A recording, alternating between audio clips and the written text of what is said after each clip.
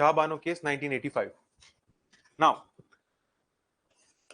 जो criminal procedure code है उसके अंदर एक सेक्शन है, सेक्शन 125 क्रिमिनल सीआरपीसी के अंदर। एक तरफ ये है, दूसरी ओर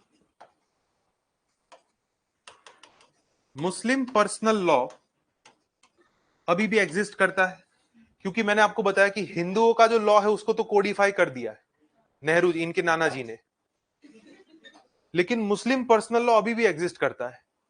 ठीक है, अब मुस्लिम पर्सनल लॉ के अंदर एक सिस्टम है इद्दत। उसका मतलब यह है कि डिवोर्स के बाद हस्बैंड अपनी वाइफ को सिर्फ 3 महीने के लिए मेंटेनेंस देगा। 3 महीने के बाद वाइफ के रिलेटिव्स या तो मुस्लिमों का जो वक्फ बोर्ड होता है वो उनको खर्चा पूरा करेंगे। 3 महीने के बाद अगर उसकी शादी नहीं होती तो या तो उसके रिलेटिव्स या वक्फ बोर्ड वो उनको मेंटेनेंस पूरा करेंगे। दिस इज इद्दत system as per Muslim personal law. CrPC section 125 क्या कहता है कि मेंटेनेंस की पूरी रिस्पॉन्सिबिलिटी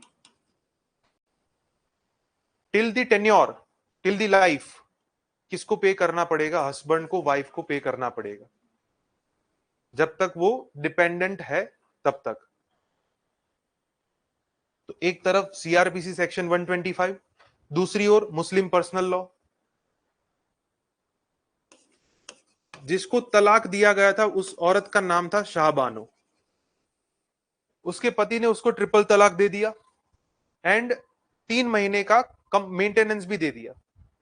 3 महीने के बाद छूट गया कि अब as per our personal law I am not liable to pay you compensation maintenance. Shah Bano पहुंचे लोअर कोर्ट के अंदर। लोअर कोर्ट ने फैसला दिया कि भाई जब इन दोनों के बीच में कंफ्लिक्ट होता है सीआरपीसी प्रिवेल करता है because it is a national law. अब इसके खिलाफ अपील हुई हाई कोर्ट में, हाई कोर्ट ने भी यही कहा। फिर अपील हुई सुप्रीम कोर्ट में। अब सारी जनता का मतलब नजर जो है वो सुप्रीम कोर्ट पे बनी हुई कि इनका फैसला क्या आता है। 85 में सुप्रीम कोर्ट का फैसला आया कि it is correct, CrPC he prevail करेगा। और जैसे सुप्रीम कोर्ट का ओके, सुप्रीम कोर्ट ने अपने जजमेंट में कहा कि सीआरपीसी प्रिवेल करता है। दूसरी एक और चीज सुप्रीम कोर्ट ने कही कि ऐसे झगड़े फ्यूचर में ना हो, इसलिए सरकार को क्या करना चाहिए? यूनिफॉर्म सिविल कोड लाना चाहिए।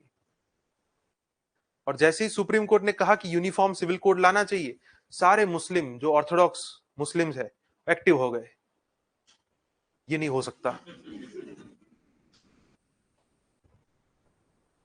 अल्लाह का फरमान आएगा और तेरी सुप्रीम कोर्ट गिरा देगा। सारे मुस्लिम एक्टिव हो गए, ये जितने भी मौलाना थे सारे एक्टिव हो गए और पूरे देश में मुस्लिमों ने दंगे करना स्टार्ट किया कि हमारे ऊपर हमारा पर्सनल लॉ, हमारा अधिकार है, आप हमारा अधिकार कैसे छीन सकते हैं? ये माइनॉरिटीज के ऊपर अत्याचार है। Uniform civil code supreme court suggest करती और माइनॉरिटीज ये बोलते कि भाई ये हमारे ऊपर अत्याचार है, जबकि उनको ये नहीं पता कि सुप्रीम कोर्ट का सरकार से कोई लेना देना नहीं। सीधी सी बात है। पूरे देश में दंगे स्टार्ट हुए। अब 89 के अंदर, सॉरी 1990 के अंदर इलेक्शन आने वाले हैं। ठीक है, राजीव गांधी ने मतलब जो भी अभी तक हम बोफोर्स स्कैंडल वगैरह देखेंगे, उनको थोड़ी इमेज जो है वो बचा के रखनी है। उन्होंने इनको अपीज करना स्टार्ट किया मुस्लिमों को। पार्लियामेंट में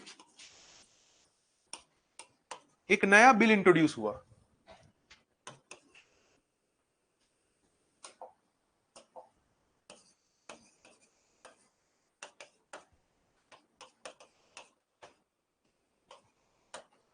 Muslim women protection of rights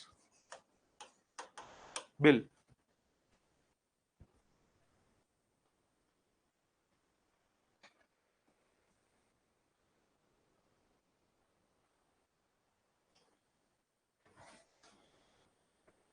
Muslim women protection of rights bill.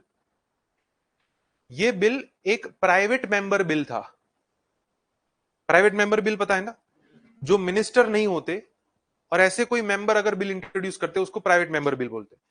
तो ये एक मुस्लिम मेंबर थे जो मिनिस्टर नहीं थे, उन्होंने इंट्रोड्यूस किया।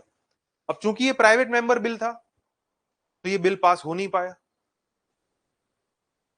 तब मुस्लिम दंगे और ज्यादा हिंसक हो गए देश के अंदर। तो राजीव गांधी ने नया एडवेंचर किया, ये बिल अपनी ओर से फिर इंट्रोड्यूस किया और इस बिल के ऊपर व्हीप इश्यू करवाया। अब इसका मतलब क्या है, कांग्रेस का कोई भी मेंबर ऑफ पार्लियामेंट इस बिल के अगेंस्ट में वोट नहीं दे सकता, और अगर वोट दिया तो वो वोट जो है वो कैंसिल कर दिया जाएगा और उस मेंबर को डिस्क्वालीफाई कर दिया जाएगा। बिकॉज व्हीप के खिलाफ वोट देना that is also anti defection. ये समझ में आया? तो व्हीप इश्यू करवा दिया और राजीव गांधी ने कहा कि जो भी खिलाफ में वोट देगा वो उसको रहने नहीं दूंगा यहां पे, और जबरदस्ती ये बिल जो है पास करवाया। इस लेवल तक का अपीजमेंट, जो चीज गलत है वो गलत है, अपने नाना जी से खुद तो सीखो। उनके टाइम पे भी तो हिंदुओं ने विरोध किया था और हिंदू मेजोरिटी में थे, लेकिन विरोध के बावजूद वो अपनी सिचुएशन पे अड़ग रहे कि नहीं, जो गलत है वो गलत है। इन्होंने अपीजमेंट स्टार्ट करवाया। व्हीप एक ऑफिस है, हर पार्टी का एक व्हीप होता है। जैसे मान लो कि ये पार्लियामेंट है, अब इसमें जितने भी लोग बैठे हैं वो सब मान लो कि भारतीय जनता पार्टी के हैं, ठीक है? तो उन सब में से किसी एक को व्हीप की तरह अपॉइंट किया जाएगा। इनका काम क्या है, ये देखना कि जितने भी मेंबर्स है वो हमारे ही फेवर में वोट देना चाहिए, ठीक है?